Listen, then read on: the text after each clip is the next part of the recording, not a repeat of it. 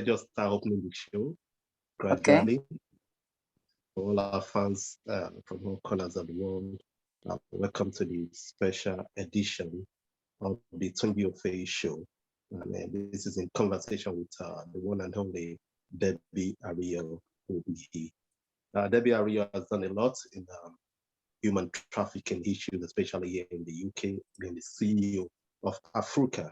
And it is our own tradition on this show to always hear from the horse's mouth. So Debbie Ariyo, once again, welcome back to the show. You're not new with us, but we'd like you to tell our friends about yourself.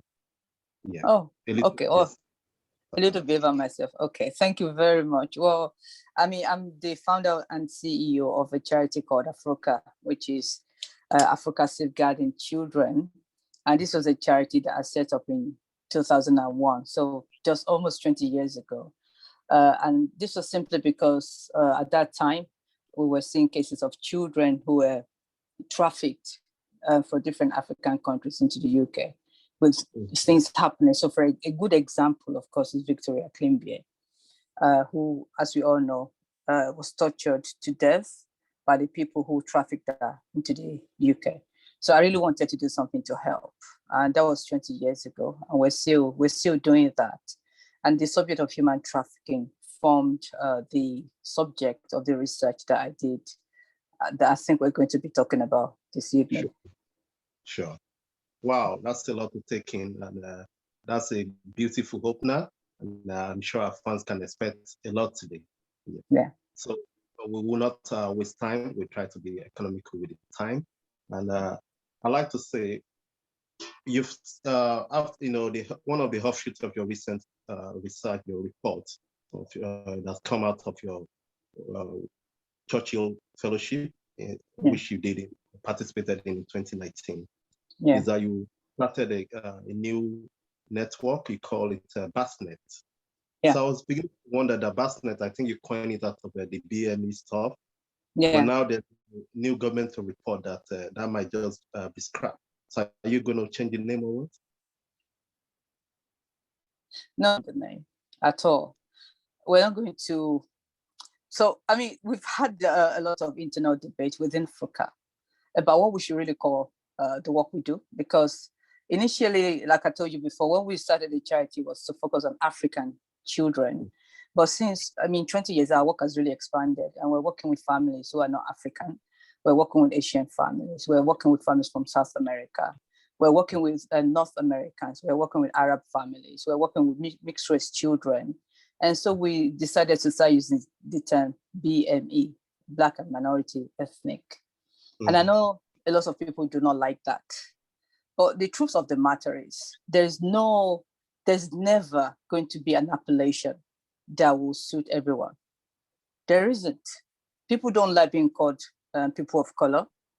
Some people don't like being called minoritized communities or minority communities or ethnic minorities, or Black and Asian and minority. There's no appellation that is going to be perfect. Yeah. And we can do two things. We can spend the next 20 years fighting over what we should be called. Yeah. Or we can't just get on with the work. And so in AFRUCA, we're just getting on with the work. So we set up the BME Anti-Slavery Network because we wanted to have a network of small grassroots organizations working in anti-trafficking. And in the absence of a perfect appellation, we're sticking with BASNet, which, as far as I'm concerned, it still captures the work that we want to do and the cohort of organizations that we want to do it with. Oh, fair enough. Yeah. So I'd like to know, is there really a difference between AFRUCA and BASNet? Or how do you juxtapose the two? Well, BASNet really is a project of AFRUCA.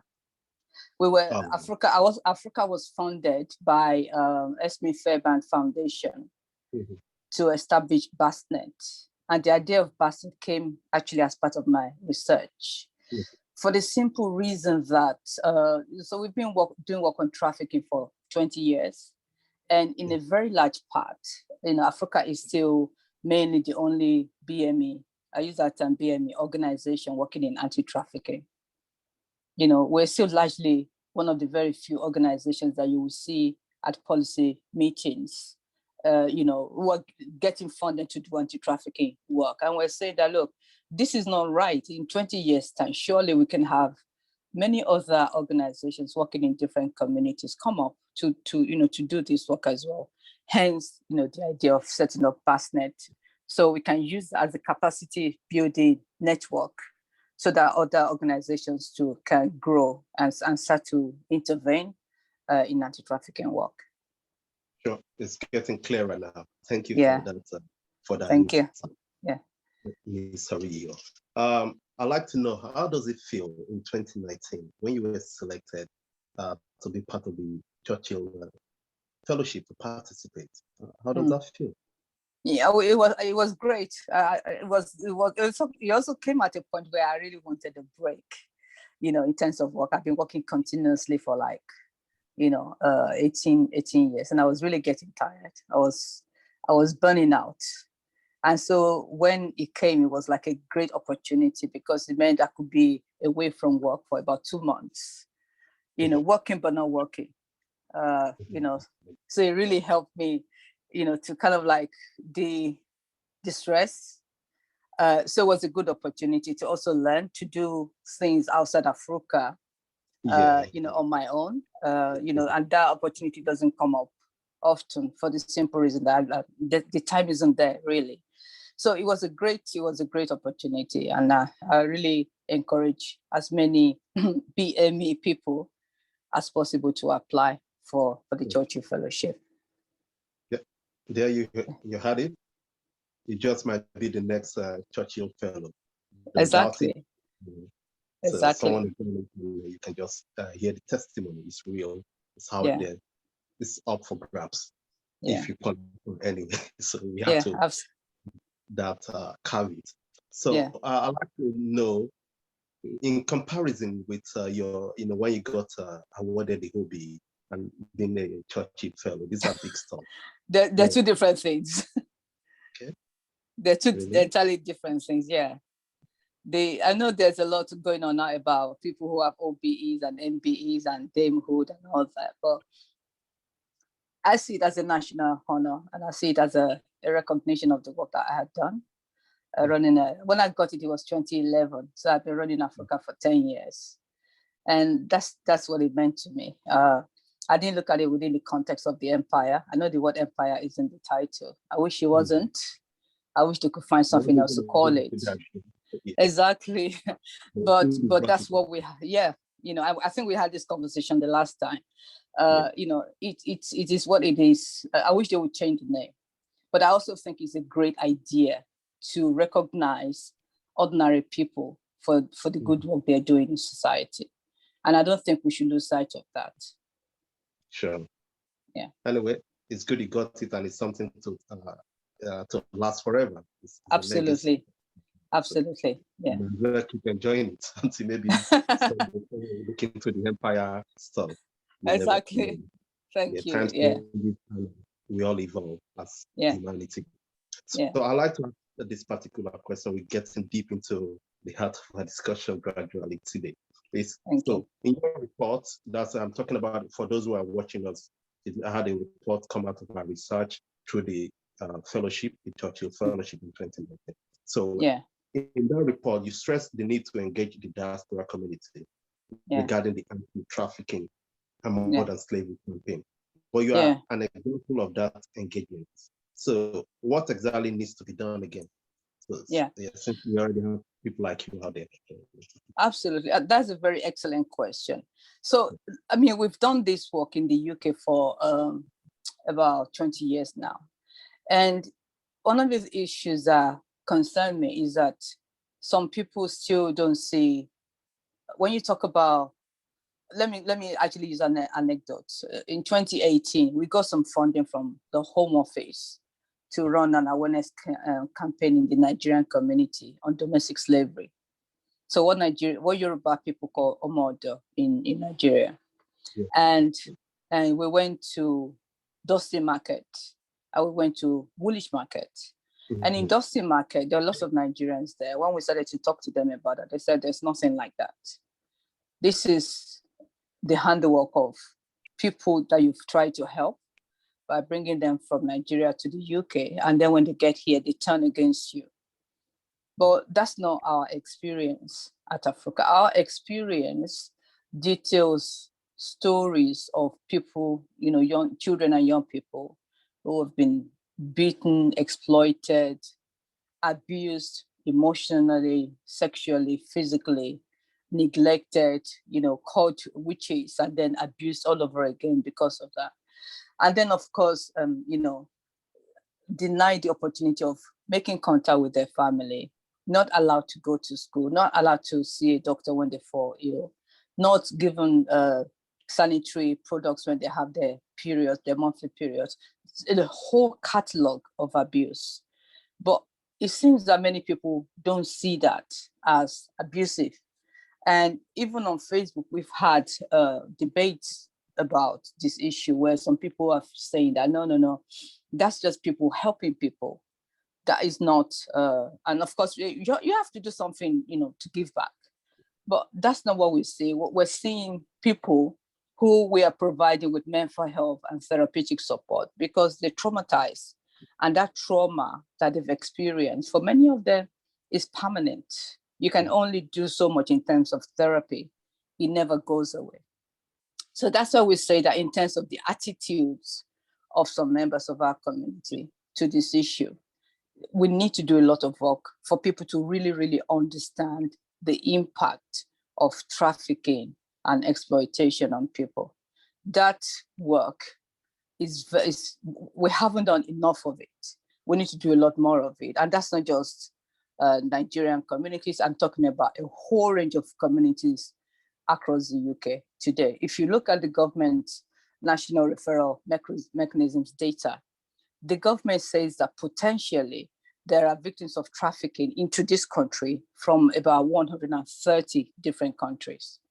130, so which means that potentially we should be working in 130 different countries, diaspora communities in the UK today to tackle trafficking.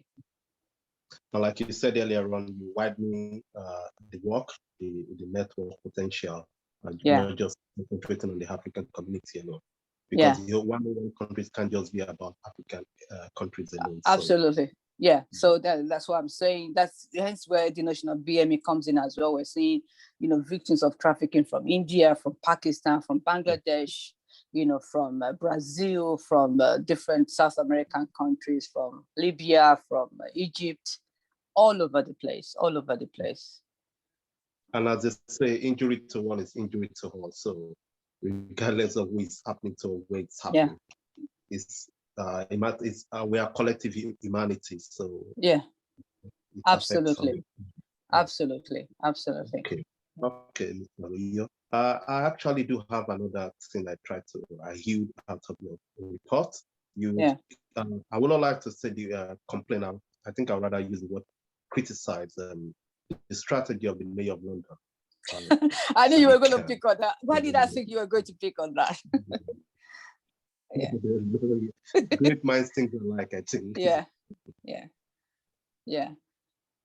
So I was wondering, you were really saying that the strategy does not even involve the people who are, like they say, he who wears the shoes know where it pinches. So those who wearing the shoe are not even involved. So what's going on? And have you interacted with him? I know Sadiq can't be to run an open door policy. You can even find him on a London bus. He's that simple of a man. So why don't we just engage him instead of? We have tried to engage with the mayor's office. We've written to the deputy mayor responsible for work on trafficking, and MOPAC. MOPAC is the I can't remember the full name now, but it's the crime prevention arm of the mayor's office. And the deputy mayor responsible is called Sophie Linden. I think that's her name. Yes, we did. But I feel that we need to start looking at how we address issues affecting minorities, not just trafficking, in different ways. And it doesn't matter whether the mayor is Asian or Black. The policy has to be there. The active engagement of communities in issues that affect them. We see that in anti-trafficking work, generally speaking, but we also see that in other areas of work, like county lines child trafficking, which is a growing problem in London, not just in the UK generally, but most importantly, most especially in London, there is no engagement at all. And this is not about the mayor himself, but the mayor has people who work for him. And I think that the policymakers who are working for the mayor do not represent, the cohort of communities that we're working with. They don't understand the issues in those communities. So they cannot advise the mayor appropriately on policies because they don't even understand the issues themselves. That is where, exactly, that's where the problem lies. I'll give you an example. In 2019, we were contacted by a team of consultants that these people had recruited, to work in the Nigerian community to tackle domestic slavery. And these consultants were, they're not Nigerians. They don't understand. That's why they came to AFRUCA. So we're like, well, why are you working on this issue that you don't understand? You have no business working on this issue. Any organization could be recruited to actually do this work themselves because they already have an inroad in the Nigerian community, not a team of consultants. So it's that kind of mentality, that tokenistic way of working with communities, of engaging with communities, that are really criticized because I think that first, it's a waste of government money. Secondly, it's not solving any problem. But thirdly, it creates a barrier in terms of engagement, effective engagement with communities. And that shouldn't be the case, not in a city like London, where, just look around you. I mean, I live in Croydon. I turn right and I see people that look like me, and I turn left and I see people who look like me in Croydon. So we cannot have a policy in London where the people who are affected by the issues are not able to engage or be engaged properly. Yeah. So is there use, because this also is central to your report, it actually runs through this issue of not engaging with real people who are affected, and they are just scratching the barrel. So is there something that can be done to correct this? What have you done taken aside from the report? Because this is something. It's also cuts across other issues, not only in human trafficking. This point, we are raising because I really engage with that so much because it cuts across the BME community. We're not really, we are just like spectators in our own game. Absolutely. That spectatorship is what we're trying to address at AFRUCA. So one of the things we've done since, so BASNet is a result of my report. And so since we set up BASNet last year, in the light of the Black Lives Matter global campaign, we held a conference, a sector-wide conference in the BME, in the anti-trafficking sector. And we had very good attendance. And on the back of that, we started to work on a racial equality, diversity, and inclusion action plan, which we've almost completed and which we aim to publish before the end of May. And in that racial equality, diversity, and inclusion action plan, what we have in there are different recommendations from different parts of the sector to take on board, to enable them to start to include the BME communities in the work they do, to make it more diversified in terms of their approach. So for example, we have a range of recommendations for different large charitable organizations working in the BME sector.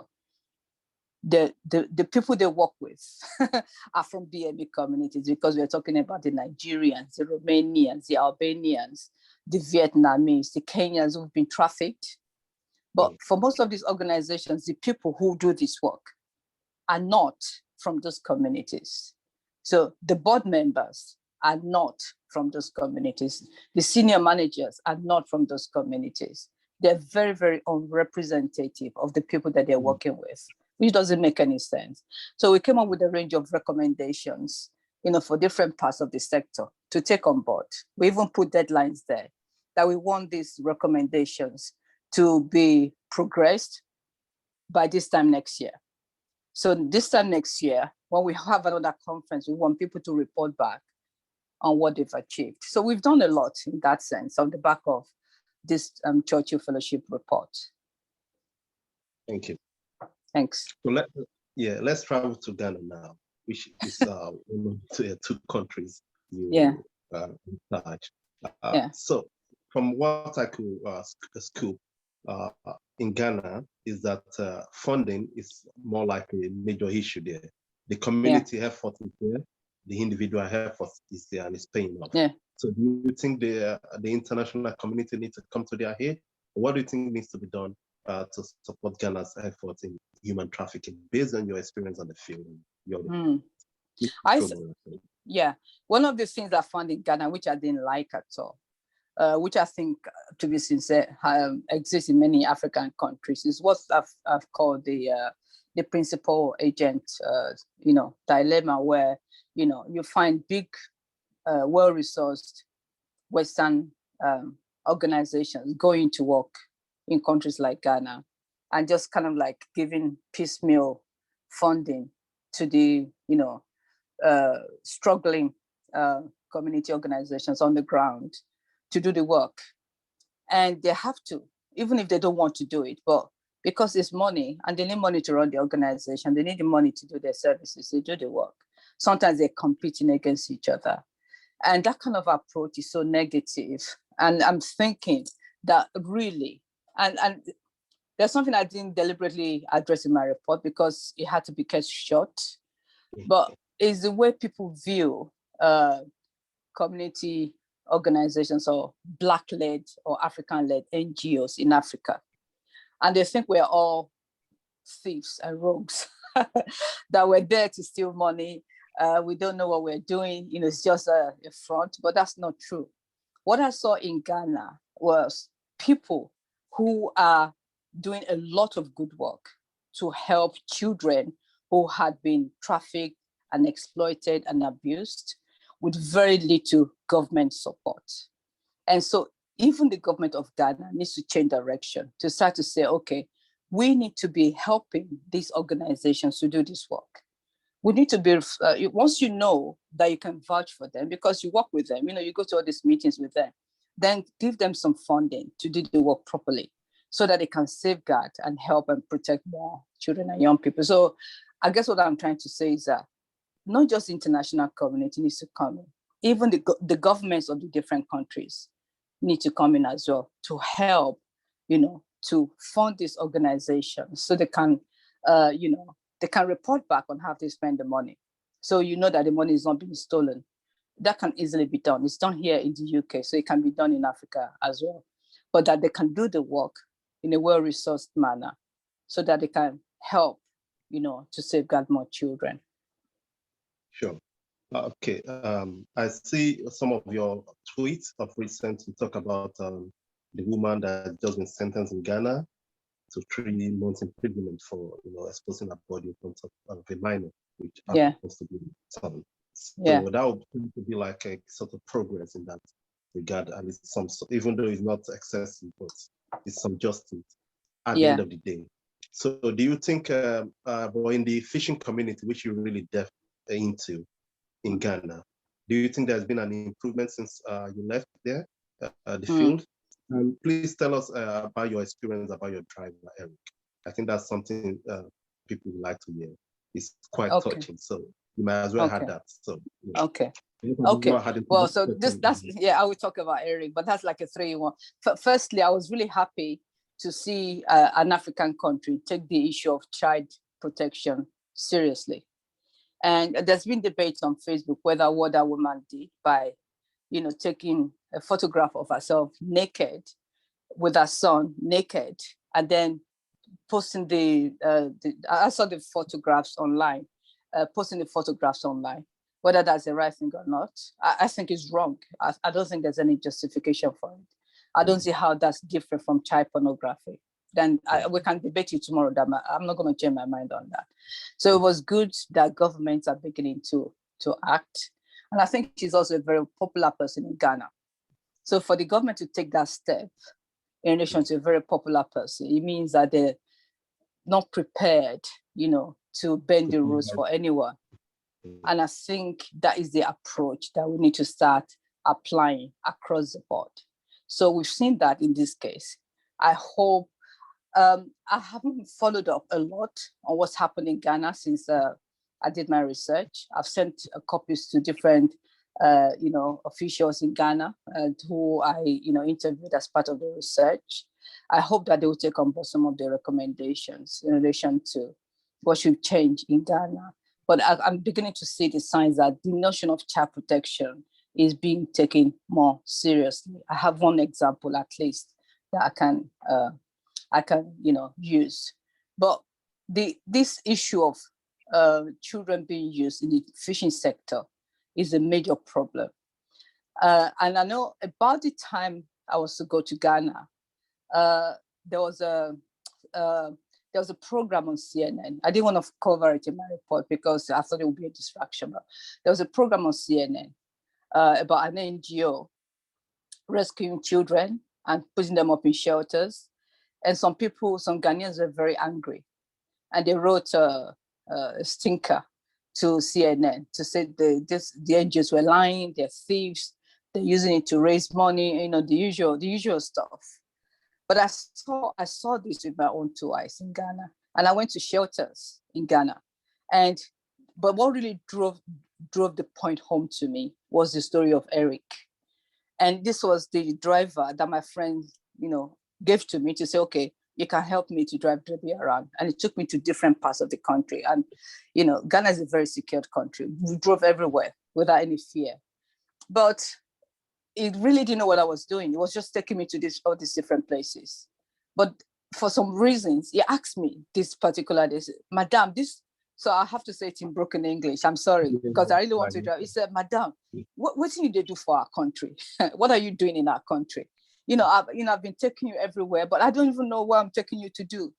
So I just told him that, I've just come to do research on children that are being used to do fishing on Lake Volta. That's all I told this man. And we're driving back from Akosombo Dam. I remember that trip. We're driving back to Accra from Akosombo Dam.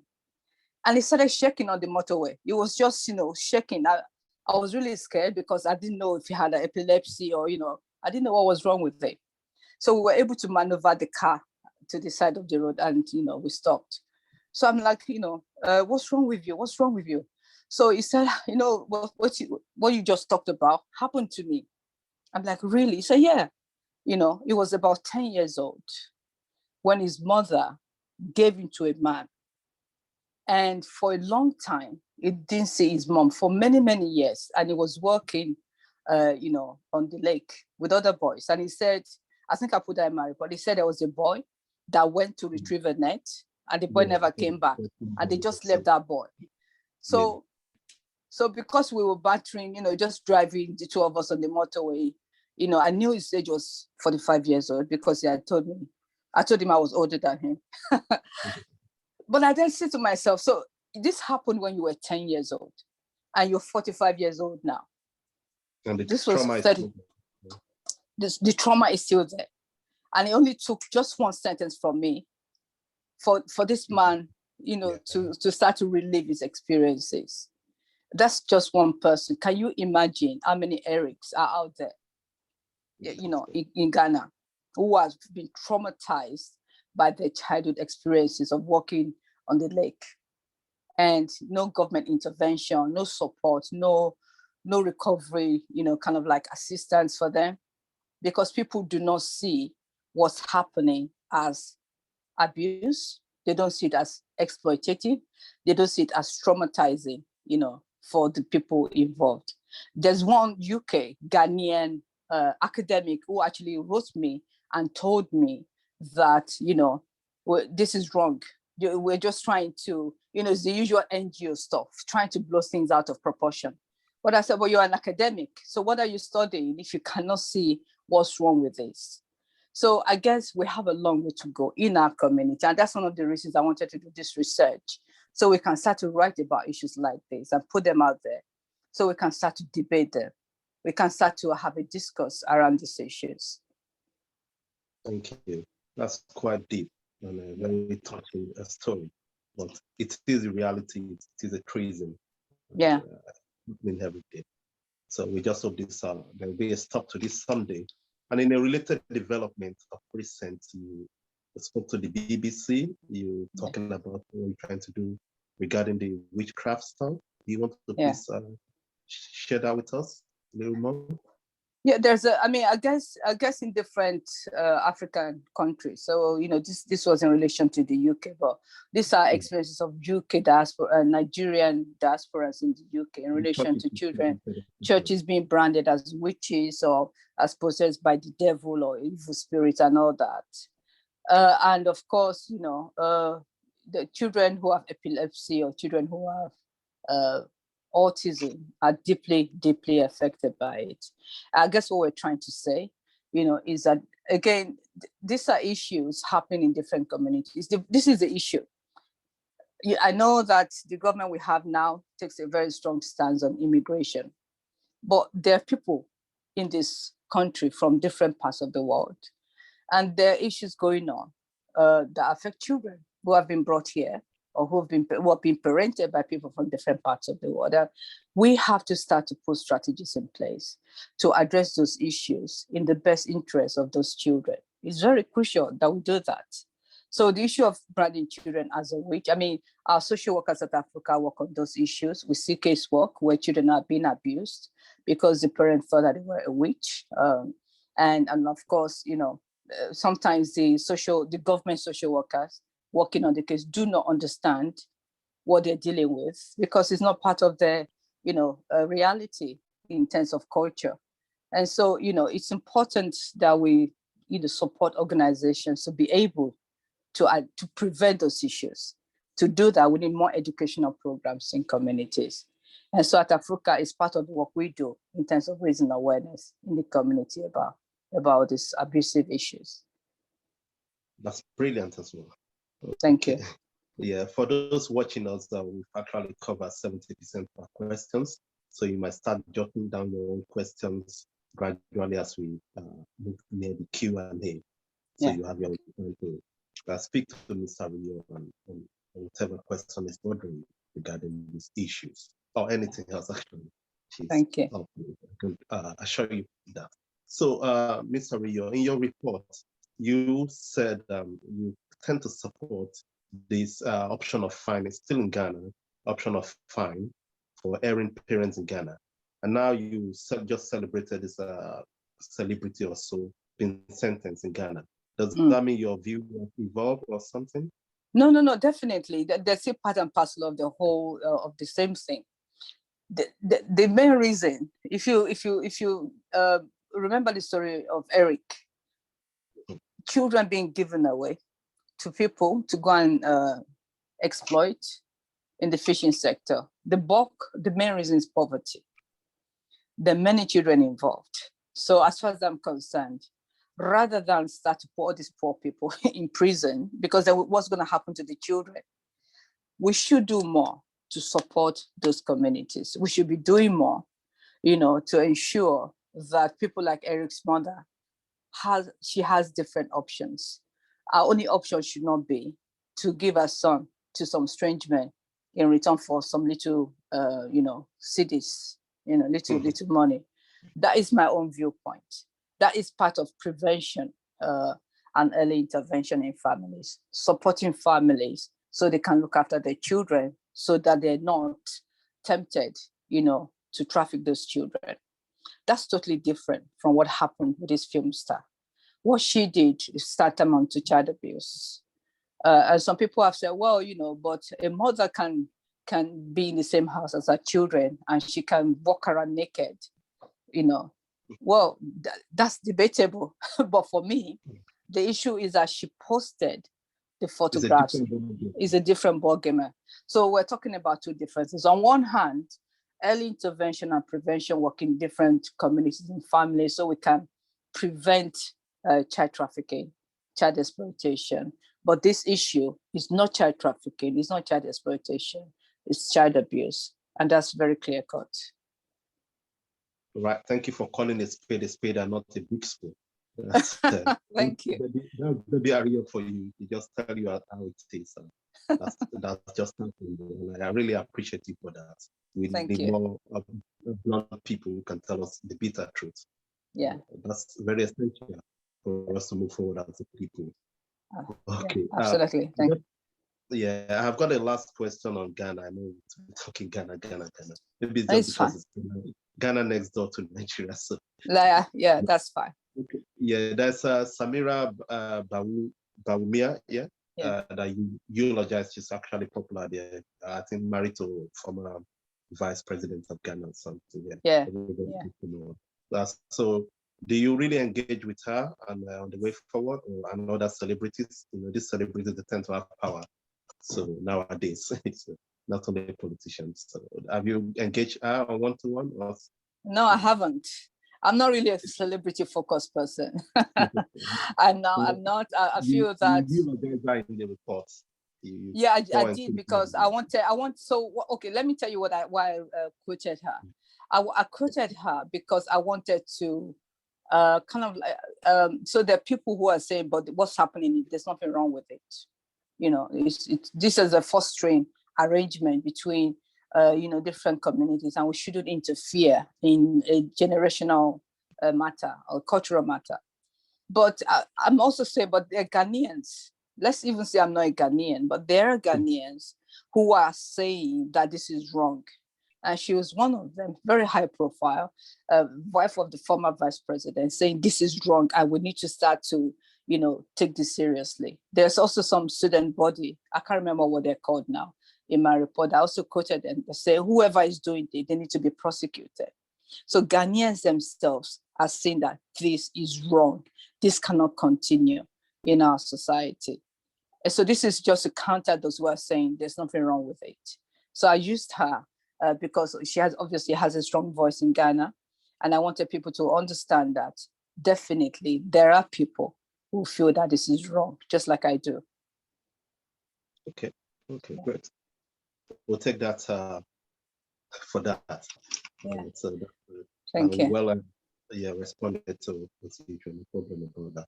So what do you think? Let's move to Thailand. I will travel to Thailand. So that's fine. Yeah. So what do you think Western government can do to stop pedophiles traveling down to Thailand? I'm not saying all pedophiles traveling to Thailand are from Western countries, but I think a lot of them do come from the Western world. Definitely. I can understand from that report. Yeah, it was. When I went to Pattaya, I was extremely. I don't want to use the word traumatized, but what I saw was so in your face, and that was not something. I mean, I read about Thailand and how pedophiles are, but this was so obvious in Pattaya, and I just feel that. Again, like what's happening in Ghana, the onus really is on the Western government to try to deal with their own people, going to other countries, so abuse other people's children, just like they would deal with child abusers in this country. That there shouldn't be a distinction in terms of how we approach it. So we have a laissez-faire attitude because, it's violent. But here we take it seriously. It doesn't make any sense. And so there needs to be, like the Thai government said, they have zero tolerance. We should also have zero tolerance of British, citizens going to Thailand to abuse their children there. So very strong efforts, to detect pedophiles at the point of departure, very strong deterrence, to deter pedophiles who have been convicted here in the UK, because we know that the next step is to go to another country to find children because, it's too hot to do that here. It's too difficult. So we need to place a lot more focus on stopping pedophiles from traveling to other countries, to do their evil deeds. Yeah, definitely. Sure. So I think from what you've just said, you're actually living to the calling of the Churchill Fellow. Yeah. Because the idea, from my understanding, is to bring home whatever you've learned in these two countries you've been sent to. Then we can do a lesson from there. So that's what brings me to my next question. Yeah. From your report, you highlights the works of the two agencies in Thailand by the name TICAC and TATI. Yeah. So what's the lesson for the UK from these two agencies? Thank you. That's a very good question. The lesson, so they're both agencies of the Thai police, Thai Royal Police. And one of the great lessons there is how they work in partnership, with the different community NGOs or the different local NGOs. And I feel that to an extent, we're doing that in the UK. But again, just like we've talked about, that engagement is limited to some NGOs. So there's like let me try to say this. There's like a blockade that some NGOs who are working in certain communities do not get to engage, with the policymakers, with the key agencies, but that those agencies prefer, to engage with certain NGOs. And I don't think that's right. If you're working to tackle trafficking, you should be, as a matter of routine, be engaging with those communities. You should have them as your core stakeholders. So you go to them, you share knowledge, you share learning, you share intelligence with them. They share with you what they know. So if you look at one of the, the results of this engagement in Thailand, was one of the NGOs run by somebody called Boom. I don't know if you read that. So she was chosen, like I was chosen as a Churchill Fellow. She was chosen as a Vital Voice Fellow. To go to America or something? Yes, exactly. She went to America and she learned something there. But because of the nature of the engagement, she came back and she went to the Royal Thai Police, which TAPEP and TICAC are a part of, to say, look, we need to have this. We need to have this in our country too. And so I visited two of those child advocacy centers. And they have a third one. I wasn't able to go to the third one. I went to two of them. And I saw the fantastic what they're doing there. I'm like, why don't we have this in the UK? So what I'm trying to say to you, even this is a learning for Ghana, but I focus on learning for the UK because that's the focus of my research. But I'm like, even they need something like this in Ghana, even they need something like this in Nigeria. But that kind of joint working is necessary for us to better protect children, better safeguard children, and support children who have been abused or exploited. It's very crucial that we start to think beyond our own ego, but to start to think about engagement as being in the best interest of the children that we're helping. Sure. Thank you for that as well. Okay. On the aspect of your Thailand review or reports, you stress that boys can be victims as well. Many people don't seem to talk about this, the boy child. So can you please elaborate on that? That is the most emotional part of my research. And I've seen that in the UK too. I've seen that in relation to county lines trafficking, where the government, I think, doesn't take this issue seriously, where, you see boys disappearing. There was a newspaper article about 2-3 days ago about a boy saying how he was recruited on Snapchat. Within 80 minutes, he needed a job. It was broke during COVID. He saw an advert on Snapchat saying that if you're interested to earn quick money, cash in hand, call this number. He called that number. Within 80 minutes, they were outside his door to pick him up. He thought he was going to do some maybe factory work. No, he was trafficked to another part of the country to run drugs. He disappeared for 3 weeks. By the time he was found, he was, all, smelly. He hadn't had a wash in weeks. It was horrible. He was traumatized from that experience. Like that, yeah. Just like that. We are not taking county lines seriously because I guess, I don't know, maybe a lot of the young boys involved are Black boys. And there's a stereotype about our children that they're criminals. And if you remember Richard's story, Richard, who unfortunately, the police again, because he's a Black boy. So we are not treating boys seriously when it comes to abuse or exploitation. We see that in Ghana, in the fishing sector. I already talked about that, where because they're boys, they're strong, they can go and do fishing on the lake. There's nothing wrong with that. But they're children. Yeah. We have to start. I mean, I feel strongly about this issue of boys for the simple reason that in the work that we do in my charity, a lot of people try to label us as a women's organization. And I say, no, we're not a women's organization. We're a children's organization. We serve boys and girls because people don't talk about boys.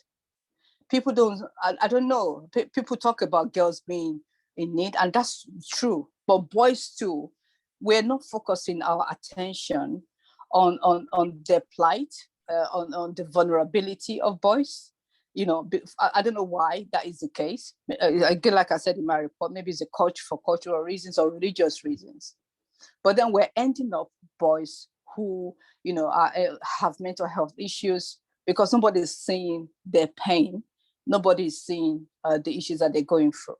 So in the UK anti-trafficking sector as well, there's hardly any specific provisions for boys who have been trafficked.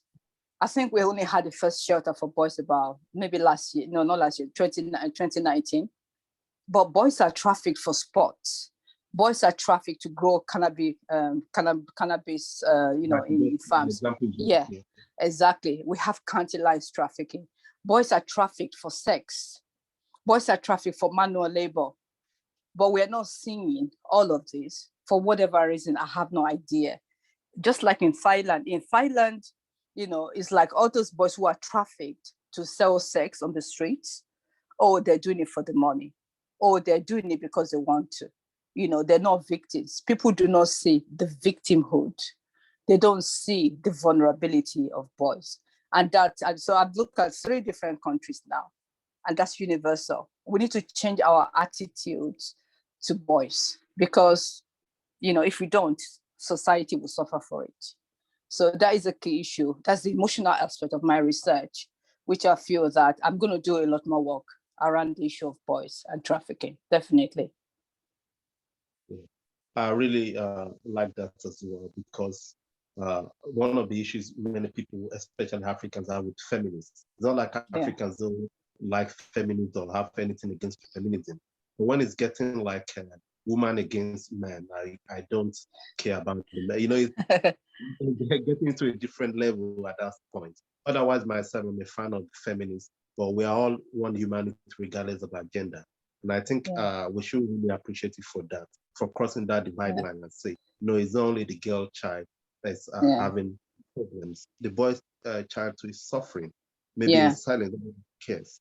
But don't forget also that the mother bets the girl child is also the woman that gives birth to the boy child. So absolutely. You're all your children as women. Yeah. So I think it's important, especially the world we're living in today is so hard. And for our children to be able to survive it, we need to look after them equally. We shouldn't start like boys because they're meant to be strong. They're meant to be masculine, the head of the family. No, they're vulnerable. They're children as well. And so whatever care and support we're giving to our girl child, I feel that we should be doing the same with our boy child. Otherwise, we will end up with maladjusted men. And that cycle, that cycle of, I don't know, masculine toxicity will continue because those boys have been traumatized as children. So they're growing up into maladjusted adults. Yeah. Absolutely. So to allow question, the Q&A, I just streamline my question to 2 more questions and then we'll throw the floor open.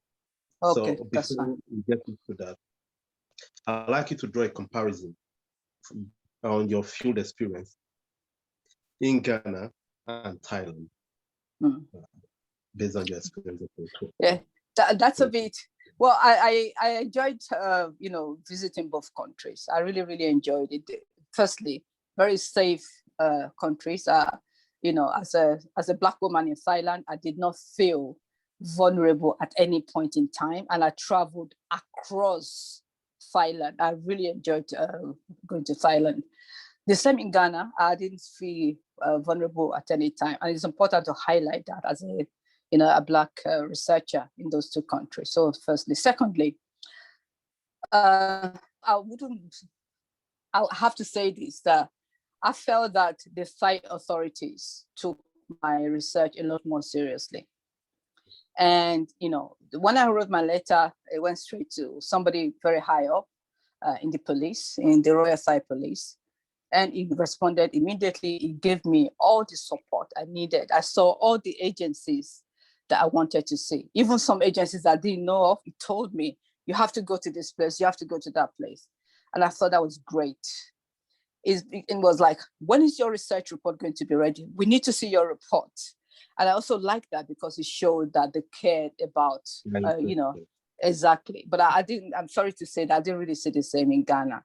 And I feel that is a message to our colleagues in Ghana that, every single piece of research done on your country is important. It doesn't matter who's doing that research, because that research is going to be online. And what they're going to write about your country is important. So you have to take it seriously, because it's very good for your image as a country, So I guess I can say those two things. But on the ground, the NGOs that I met were as passionate in Ghana as they were in Thailand, as hardworking as in Ghana as they were in Thailand. And the best interest of the child was paramount.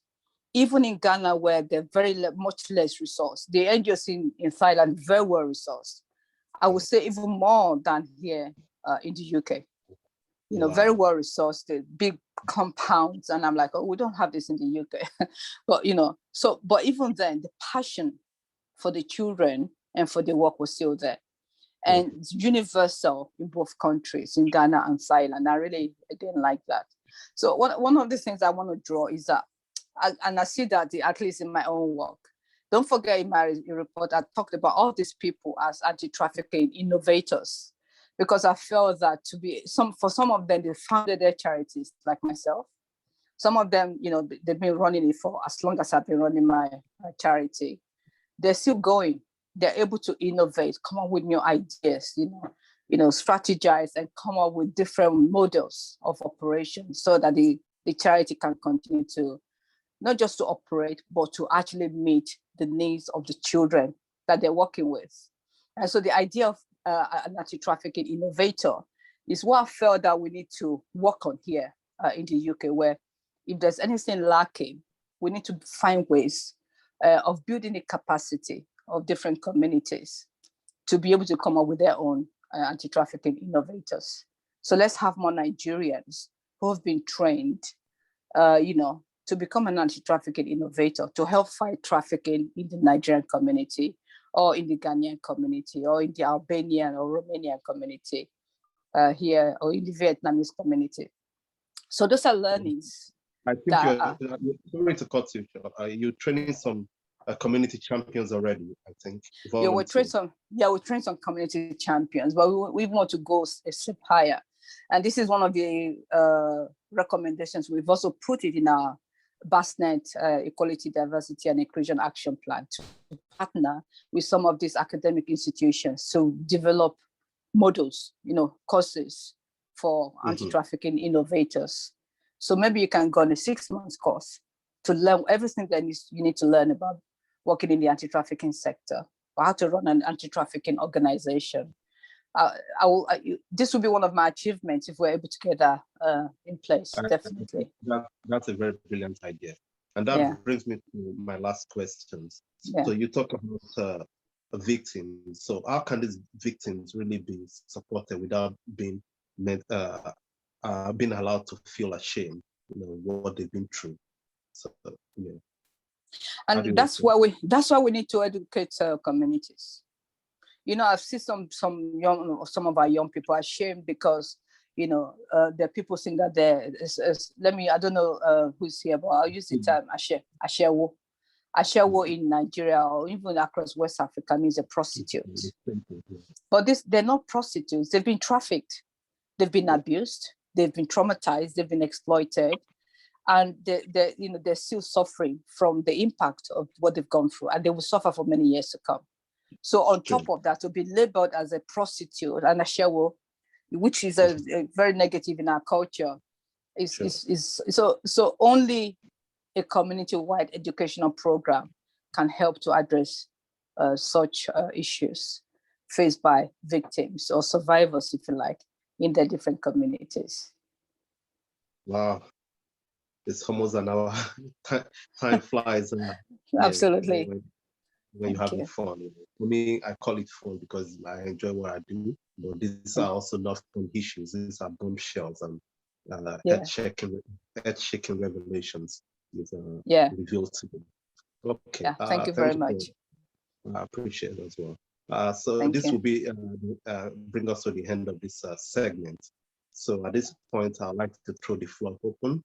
If you have got a question for Ms. Ariyo, or you can either type it in if that's more comfortable for you, or you can just ask the question. So the floor is yours to use it. Thank you. I hold my people while you listen to us.